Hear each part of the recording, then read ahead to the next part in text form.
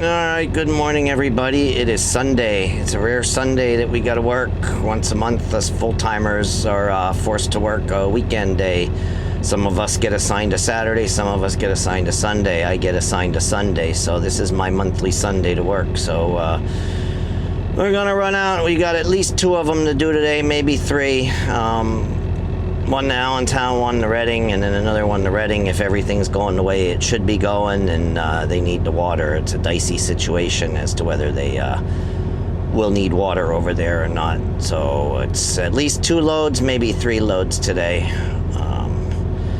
But we got a lot to talk about later on once we get rolling. Some of it I may talk about today, some of it I may talk about later in the week in subsequent videos. But we're pre-tripped and we're just about ready to roll here. I'm going to be getting them out of the Red Barn location today. So we'll talk to you over there.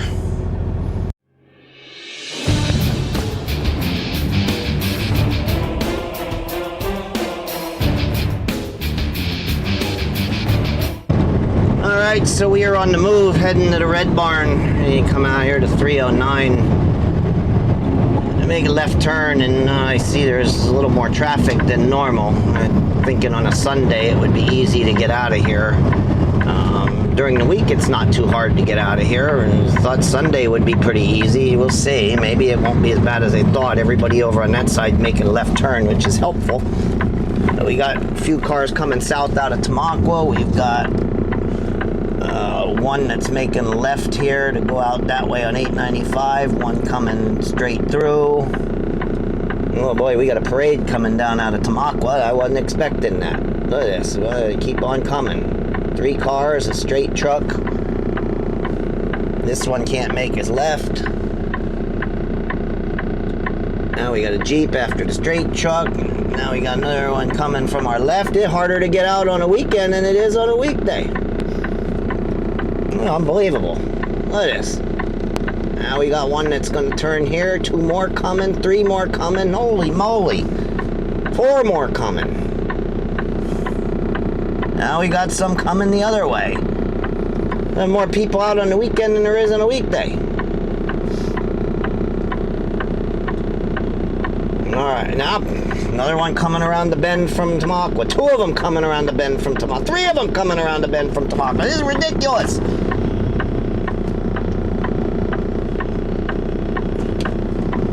Start creeping out after this 3rd one. He's letting me go. He just flashed his lights. That was nice. Somebody let me out.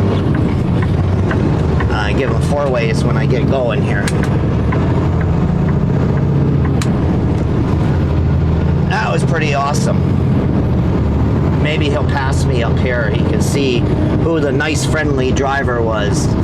And seeing as how that happened, I've got to be a little bit friendlier and pass it along today to somebody else in need of space to do what they need to do.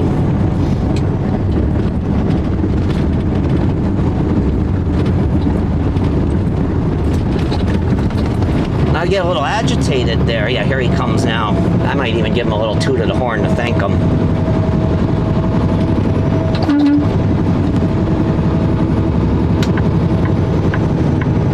Yep, he said you're welcome. There we go. There's one of our guys. Another one waiting to come out.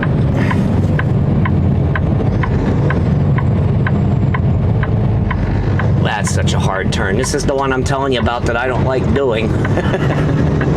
Well, I don't know if there's one in there or not, or if he was the last one in, so we'll see when we get up there. Alright, so we were fortunate nobody was here when we got here. That guy was already leaving, as you saw when we were coming in to make the turn, so we didn't have to wait on him. I don't know if anybody's going to come in and have to wait on me, but nobody was here, so we were able to get on and get unloaded, or get loaded right away. Look over my shoulder. If we're catching the back of that tank, there's a blue emblem on the back of there, that the sticker that says Hail Trailer. Trailer is a new trailer that we bought. Actually, it's a used trailer, but new to us trailer that we bought. But it hasn't completed all the requirements to go to the Fogelsville or Hazleton plant. They require some wonky stuff. It takes a couple months to get approved to take the trailers in there, but we can take it to Reading and we can take it to Allentown. So hence, that's why we're doing Allentown and then Reading today, and probably all week long we're going to do Reading loads, maybe some Allentowns. I don't know how it's all going to play out, but the repetition is going to be more repetitious as long as we have this trailer. But things are going to change.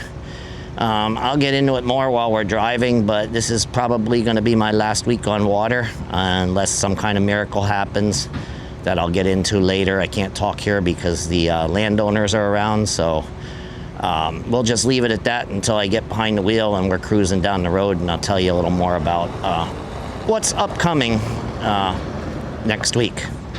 All right, so we're loaded and rolling. One of my favorite catchphrases, I think all right is probably the #1 catchphrase. I start every segment out with all right. I got to work on that. But we're coming up on our favorite turn down here, and you see there's some raindrops on the window. Today is not a nice day. We'll talk about that later on too. But coming up on our favorite turn here, our limited visibility turn. I don't like it very much. It's a dicey situation that if things go as the way they're looking they're going to go, I am not going to miss this one bit because it is very risky. Right now nothing is coming from our left. Yep. As soon as I started coming out, one came over that hill. And then everybody thinks we're pulling out in front of them. See, here they come. They don't understand that we can't see over the knoll, over the crest of that hill. We have no idea that they're coming when they're down in that hole. So they all think we're pulling out in front of them and being jerks, and we're not. So that is one turn that I am not going to miss. I'm sure there'll be others elsewhere, as there have been in the last 30 years of my trucking career, but that is one that I do not like. I don't think it's very safe. So far nothing has happened there, but the only one I thought was more dangerous was getting onto Tillman Street, which we eliminated when we went from an 8,000 gallon tank to a 6,000 gallon tank. So, but anyway, we're climbing the Blue, heading over there to Allentown. We'll be able to get on at 100. We don't have to use Tillman Street. Take it over to the airport. You know that location. That's where we're going first today. So we'll talk to you when we get down there on the big road. I have no idea. Last weekend we had a wedding over there in Bethlehem, Green Pond Country Club, and we got on 22, and it was just like it was a weekday.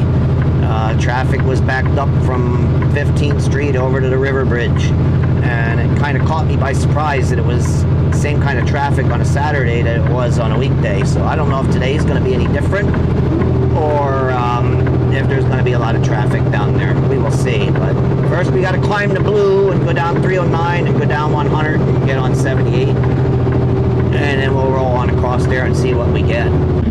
Well, the answer to my question came already here at Cedar Crest Boulevard.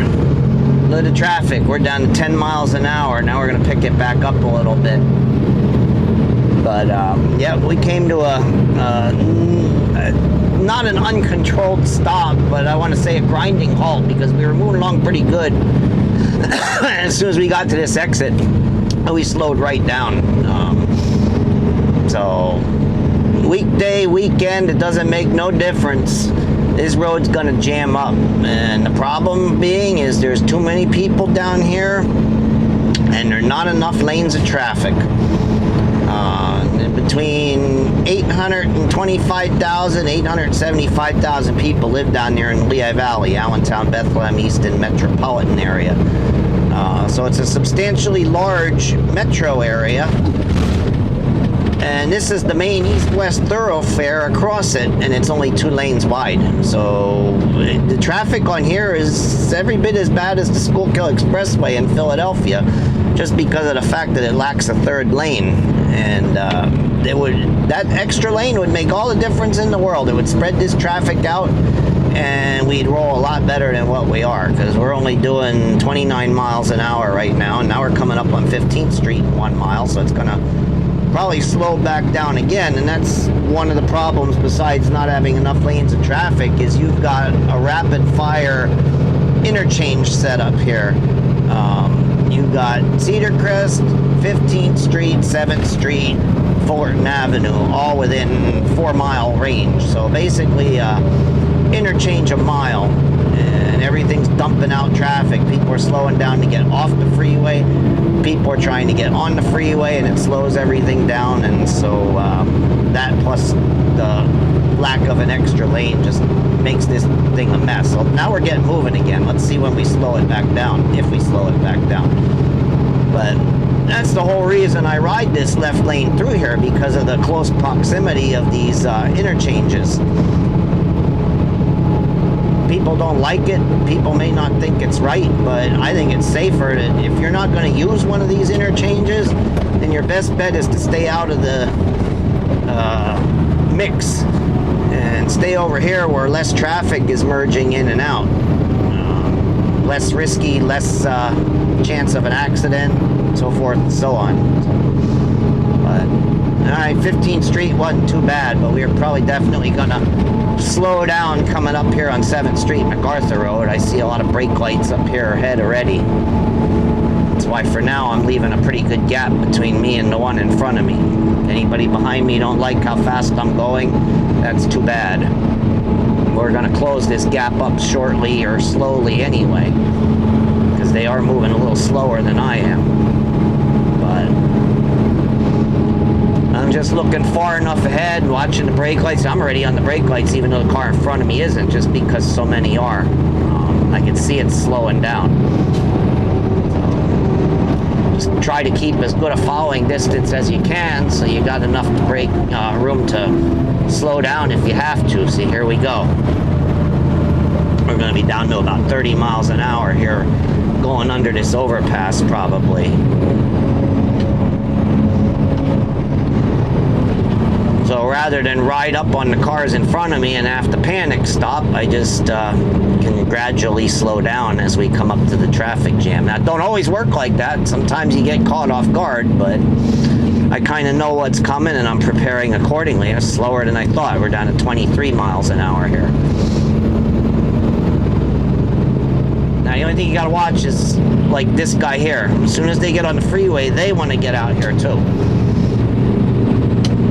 So, but it's still not as bad as being over there in the right lane where everybody's coming out.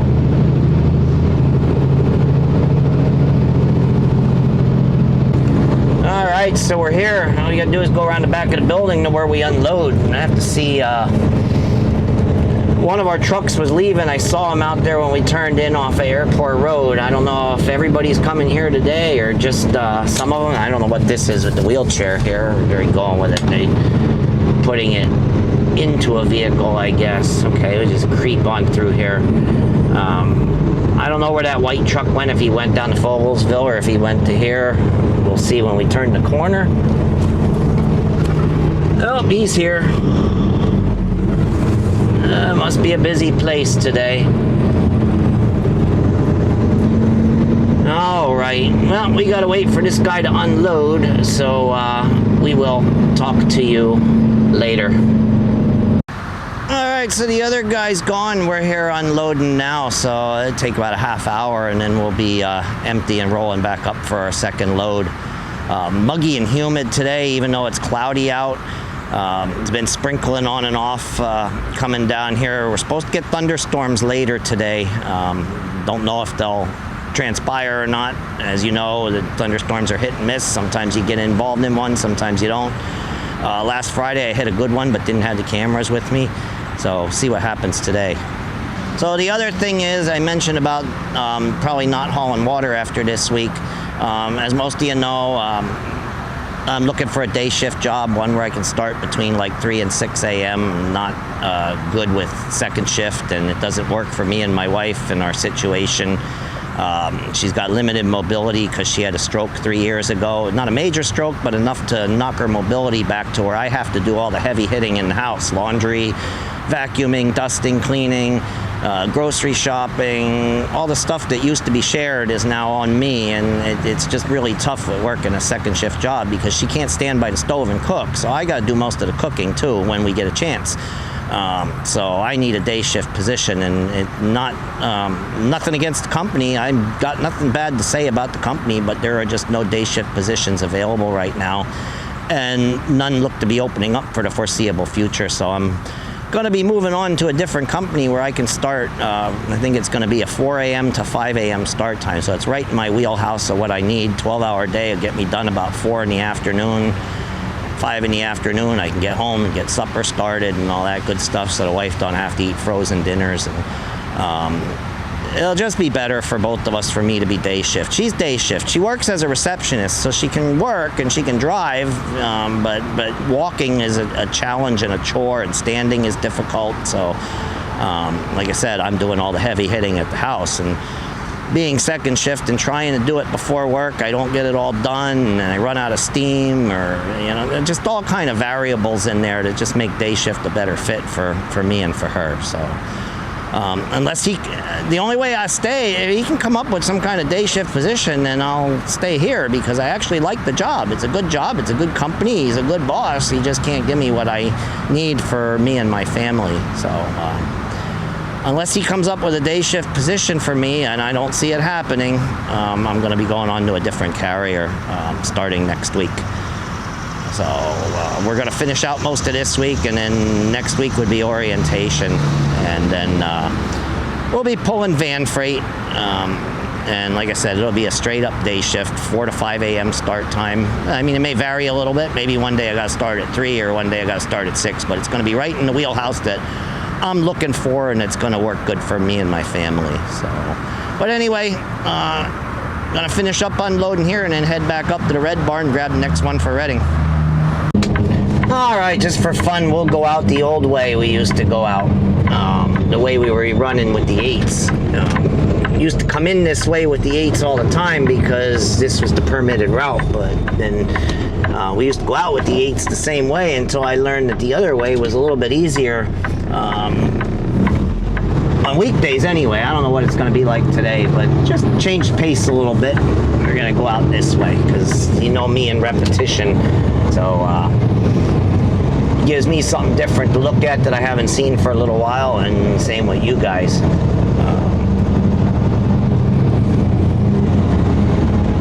Basically, if we make the left, make the right, and then make the left, make the left and then the right, we're going to be down here on Irving Street, up around the curve there, where B. Braun is. So we're just crossing Irving instead of running it a little bit. And this is a 4-way stop, so we'll let that car go. Now it's our, come on, get going. Now it's our turn. I don't know if he was sure where his gas pedal was. Usually they take off. That guy was going slow.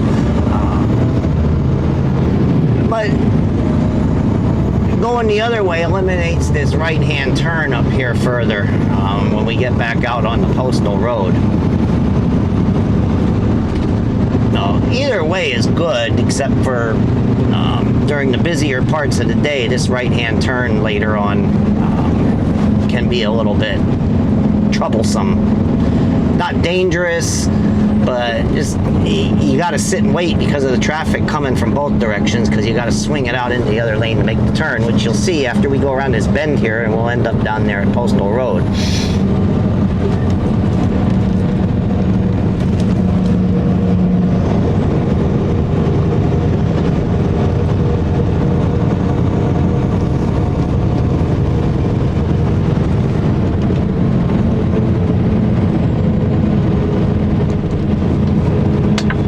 This is a turn, and a lot of people will make the left to come up this way, so they're hugging that yellow line, so there's no forgiveness, and you can't take it over the yellow line because they're going to be turning in here, and so it makes it a little tough. See, there were 2 coming, but now nothing, so not bad right now, but you see what we got to do here. In order to not run over the curb, we got to go out into that lane, so we got to wait till traffic clears both directions before we come out. So going the other way is easier during the day when there's a lot of traffic. All right, so we just topped the Blue Mountain, and we found ourselves some heavy rain here. It got pretty dark and kind of let loose just as we got up here to the top. So I guess we're going to get a little wet loading up this next load.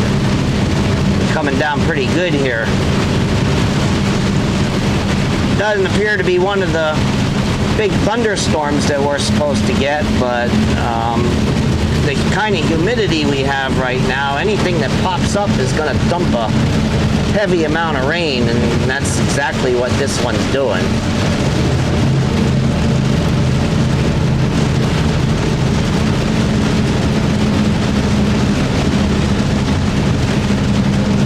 Guy in the pickup truck flashed his light. There we go. That's why he flashed his lights. Car in front of me didn't have his headlights on.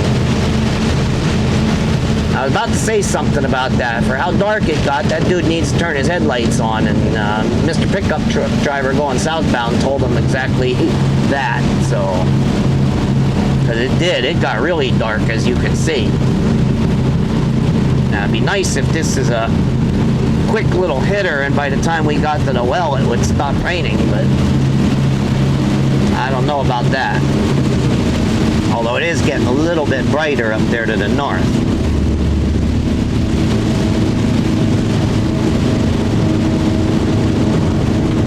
We'll see. We're probably less than a mile away from our turn to go up in there, so see if it slowed down now. Maybe we get lucky and it'll stop before we get there.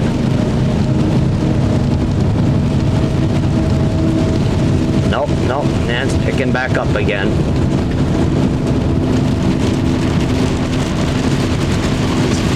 It's really picking back up.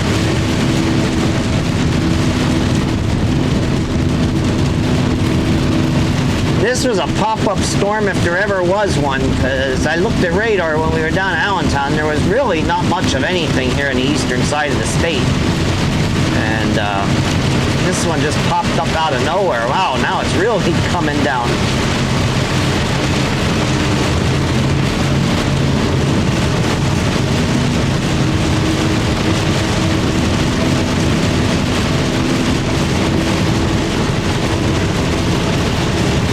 Yet straight up ahead of us there's some clear sky.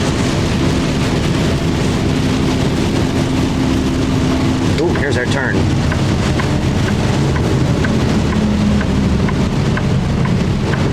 Now, same as it is coming out, can't see anybody coming up over that knoll there ahead of us. Oh, there one come up over. That's what makes that so bad. You just can't see them until it's almost too late. Well, that looks pretty cool. That's kind of what we drove through getting up here. It finally stopped raining. We're waiting on another truck, but that's what we drove through. So I guess probably going to be a bigger storm once we get down there into, or once it gets down to Allentown. But then look at the sky up that way, nice and blue. And now the sun is shining here and it's a beautiful day again. So it was kind of halfway nice down Allentown, and then we hit that heavy rain squall coming up over the mountain, and it was still pouring when we pulled in here. We had to wait for one of our other drivers to finish loading, and while we were waiting for him, the rain stopped and the clouds parted, and now it's just another nice day here. The sun's about to come out again. It's been in and out. So and here it comes again. It's still very humid. It's not like it's a cold front, and after the rain it cools off, and as soon as it stops raining the humidity comes back again, and it's muggy and stifling. And the only good thing is it's not 95 degrees out, so it's a little bit easier to take, but it's still quite muggy. But anyway, loading up here. I'm gonna head over to Redding, and just got word to only take one over there because the silos are still kind of, look at that fly, he's on my arm. Silos are pretty full over there, so they may not be able to take two from me, so we're only going to take one and then call it a day. It's Sunday anyway. He told me to just enjoy a short day since it's supposed to be my day off anyway.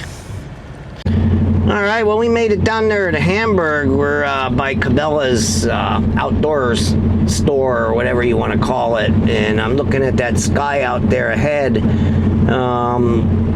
It looks rather interesting. We got blue skies overhead, and the storms are moving from northwest to southeast, and we are heading south. So all that activity or potential activity down there is south of us. But I don't know how far south of us it is. I hope it's farther south than Redding, because we have to go out with sample bottles and collect samples and everything else and then hook up. You can't use an umbrella. So if it's downpouring when I get down there and I want to collect my samples and hook my hose up, I'm just going to get flat out soaked. So really kind of hoping that all that rain is south of the facility, or we're going to take a bath. Anywhere else, because we don't have to do our own testing, all we have to do is hook up the hose, and I can pretty much do that one-handed if I have to. I can hold the umbrella in one hand and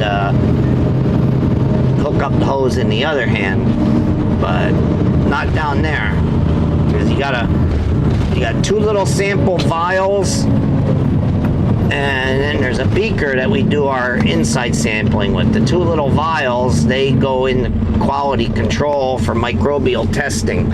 So we got to get those 2, and then we fill the beaker up, and that's the one we test for turbidity and TDS and pH and all that stuff. So got to go out there with 3 bottles and open up the valve a trickle so we can fill them up without dumping too much water. So it takes 2 hands to do all that. Can't hold an umbrella. And it's just kind of too hot for a raincoat. So it's either get soaked or sweat. You can sweat to death with a raincoat on, or get soaked by the rain. I don't know which is actually better, but the best idea is for it to not be raining when we get there. So, anyway, I get through this construction here, and it'll be wide open all the way down to the plant. All right, getting closer to Redding, getting down here by Leesport. That is a pretty impressive cloud out there ahead of us, but I took a peek at radar at one of the traffic lights, and that is kind of south of where the plant is located, so we should stay dry. Should, unless something pops up behind it, we should stay dry. And all the action is to the south. Everything is from I-78 south, from Lancaster over to Philly once again. Seems to be some kind of a storm repellent over the coal region of Pennsylvania, up by Tamaqua and Hazleton, Pottsville.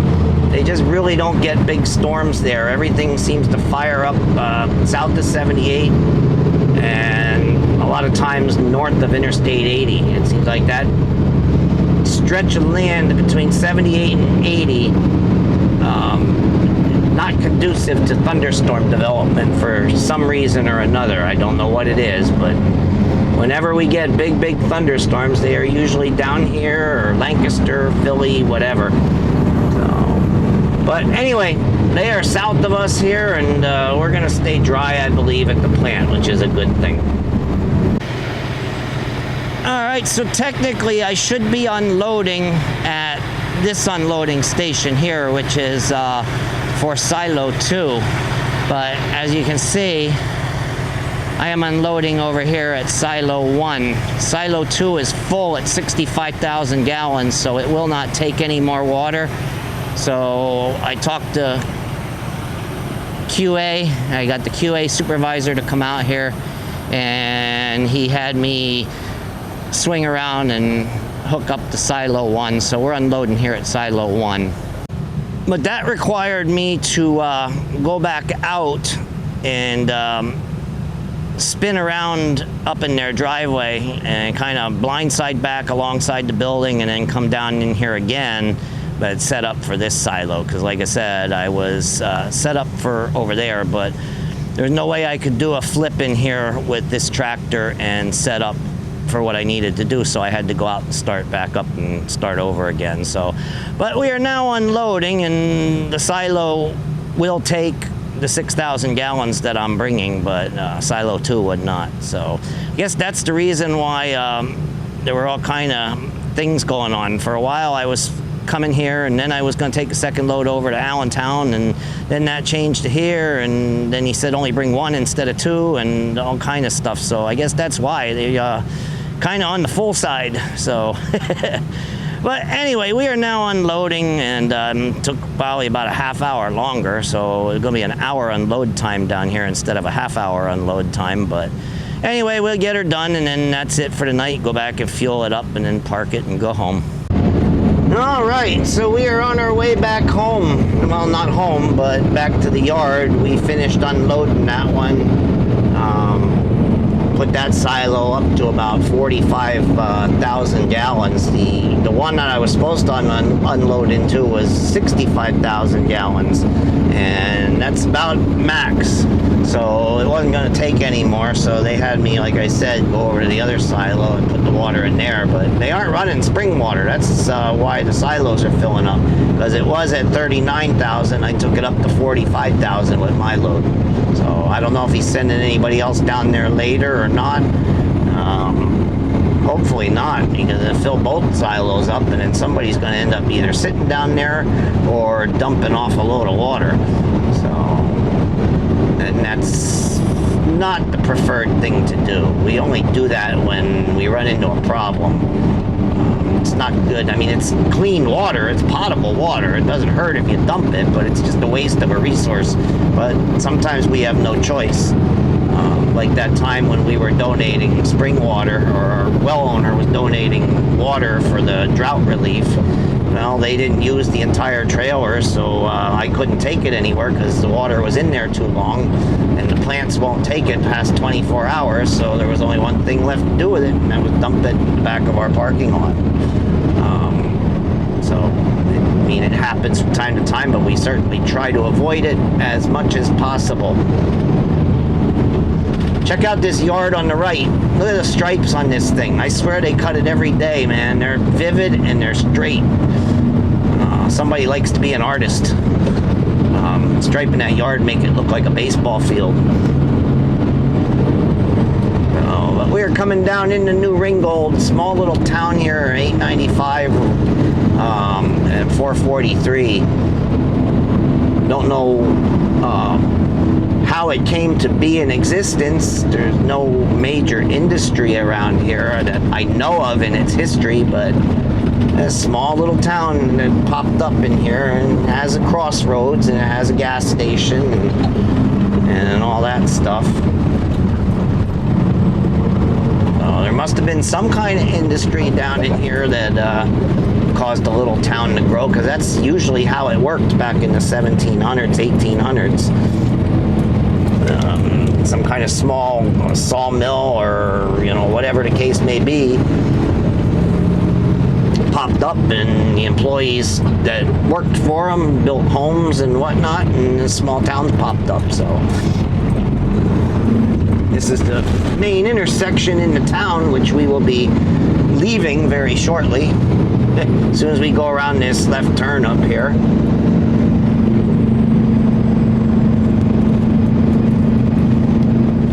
That's pretty much it.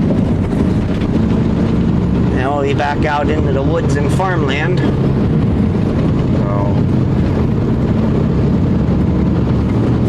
But anyway, I enjoy coming across this route. The whole route is scenic from end to end, so don't mind driving this one at all. Alright, I guess we'll talk to you back at the yard after we fuel this thing up. Alright, so we're back at the yard. We got our fuel and we're parked and got all our paperwork all caught up. All we have to do is a walk around inspection of the truck before we call it a day.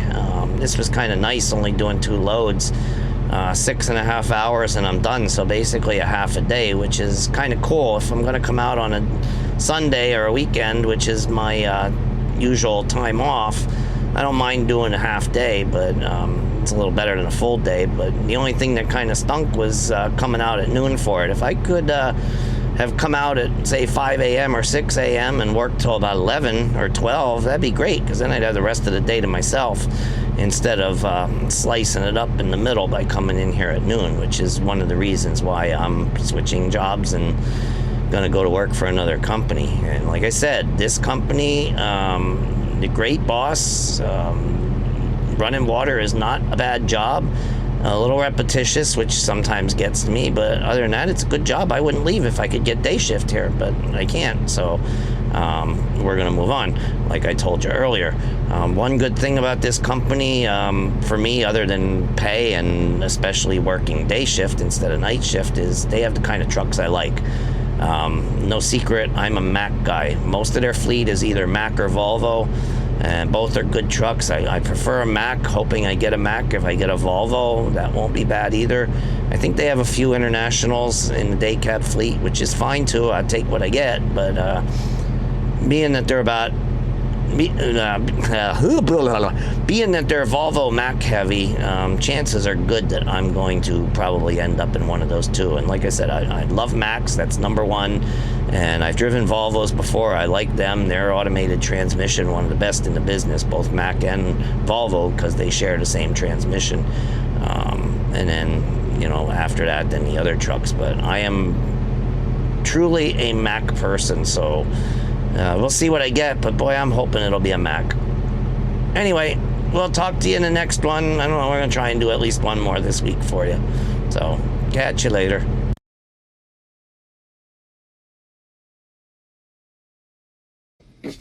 All right, so no microphone hookup, but I'm just checking to see what the view out the windshield of a new Mac Anthem would look like. I don't know if I'm going to get an Anthem or a Vision or a Volvo, but not a Vision, but Pinnacle. They have the older Pinnacles and the new Anthems. I don't know if I'll get a new Anthem right away, but let's see. That's a little bit to the left too much. Let's move it over just a little. And then you get the, unless they don't have the split in the windshield, but this one has a two-piece windshield, so you get some of that bar in the middle there, but yeah, that's a nice look. I think it'll look pretty good going down the road, except for the mirrors. They're up too high. But anyway, I wanted to get a look at what Mac Anthem would look like going down the road with the cam in the windshield. So, all right, talk to you later.